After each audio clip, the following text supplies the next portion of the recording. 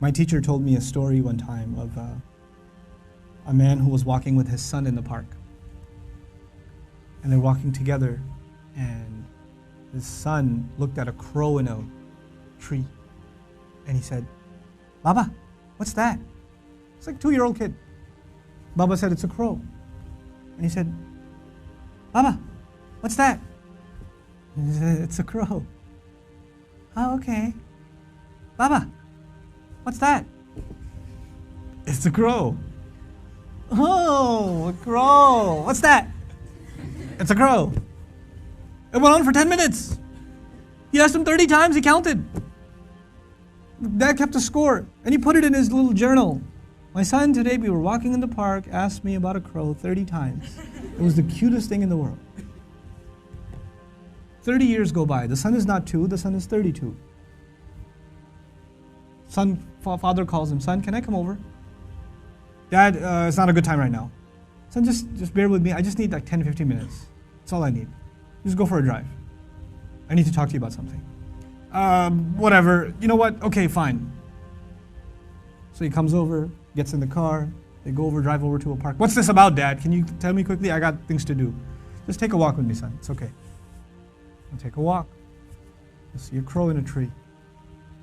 The dad says, "Son, what's that?" "Seriously, Father? It's a crow." "Oh, son, what's that?" "Is this a game? I have things to do, okay? It's a crow. You can't see? I just got you new glasses last month. Why is this happening to me? Dad, why are you so difficult? I don't understand what the problem is. Just tell me what you really want. I'm busy, okay?" The dad pulls out his journal. He says, "Son, this is something that happened 30 years ago. We were walking down this park. You saw a crow. And you asked me 30 times. And I gave you a smile every time. You couldn't handle twice. What are we giving our parents?" I'm not even bringing Allah into the picture. The fact that Allah mentioned Himself and then mentioned His parents is, you think about that. What have they done for us and what have we done for them? What have we done for them? How many parents leave, like their children are in ICUs and they stand there and hovering over this little glass box with a baby inside, 24 hours a day, 7 days a week, standing in a hospital, not even sitting down, standing in a hospital. Like feeding off of like vending machines. And that same kid grows up and doesn't have the time to call. That same kid. You know? How many mothers almost died giving birth? Almost died giving birth. And now it's so difficult to respond to her call. Or to just give her just a couple of minutes a day. Just let her feel a little important. You know how unfair that is, that you were the most important thing to them and they are so insignificant to you? How unfair that is? You know?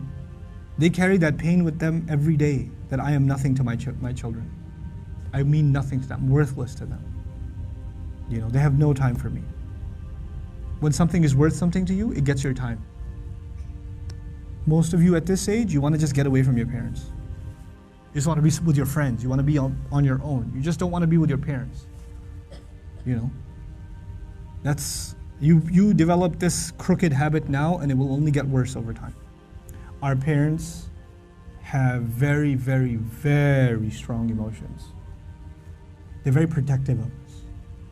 For them, you won't know this until you become a parent. For them, it doesn't matter when you turn 60, you're still their baby. They still remember changing your diaper. They still remember feeding you milk. They still remember burping you and cleaning up after you peed in the back seat. They still remember that. You don't remember that, they remember that.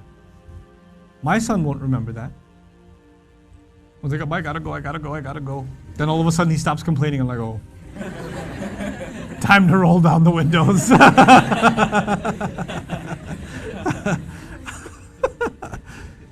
You know.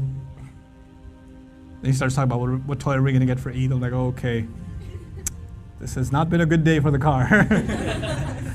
But when he's graduating college and when one day he's getting married and one day he has his own, he's not going to remember that. But guess who'll never forget? I'll never forget. I'll never forget carrying him into a bathroom, cleaning him up, changing his clothes. Abba, put the Spider-Man pajamas on. He won't remember any of that. I will. I will. And that same kid, when he's talking back to me one day, when he's telling me, Dad, I just don't understand you, okay? I don't have time right now. When he does, it's gonna hurt, man. It's gonna hurt. That's what you do to your parents. That's what I do to my parents. They were our life. They gave up their life for us. Our parents gave up careers for us. Our parents gave up vacations for us. Our parents gave up friends for us. You know that? I know that now. I didn't know that then. They had their entire life planned until you came along. And then you became their plan. You became everything. And you have the nerve. One thing doesn't go your way. You hear one thing you don't want to hear. You snap back at them. It says, we're not even talking about Islam right now. We're just talking about decency, man, just decency. What have they done for you and what you give them back is so unfair. It is so unfair. My dad's so annoying, my mom's so this, they're always mad, they're never happy, they're this, they're that. What are you? What about you? I'm telling you, I can't say this enough times, if you don't earn your parents' du'as, nothing good will come of your life. Nothing good will come of your life if they're not happy with you. If you haven't done everything you can to make them happy.